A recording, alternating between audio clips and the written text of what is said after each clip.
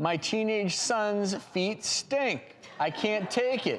He wears clean socks, showers daily, and they still reek. I have to drive with the windows down in my car when I pick him up from school. What can I do to tame the stinky beast?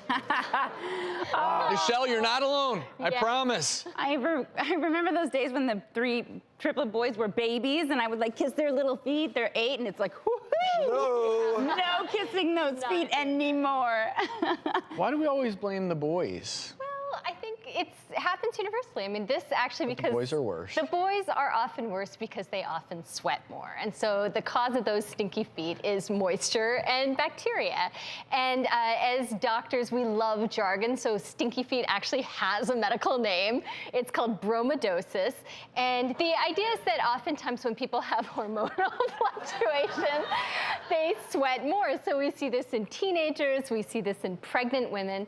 And so that moist, warm environment, especially when you have enclosed shoes and non-breathable socks, really gives rise to bacteria. And actually 10 to 15% of the population has a particularly toxic bacteria called Chytococcus sedentaris. And it actually will release sulfur compounds. I know. And, I don't know, bromodosis. Yeah, organic acids. I mean, they stink. And that's why we... All right, so let's say you have this. Yeah. If it's moisture and bacteria, we need to wick away moisture, and we need to limit or eliminate bacteria. And so we do that with moisture-wicking socks. And so often it's that disinfecting stinky pair of sneakers. You know, you work out in them, you wear them, you sweat. You've got to wash the sneakers too. So if you're using at night when you're showering, you're using an antibacterial soap down there, and you're letting your feet dry while at home, maybe walking around, letting those puppies breathe. Maybe you alternate your shoes every day. Perfect, so that that sweat that's building up, give it a chance. Let your shoes breathe as well. Right.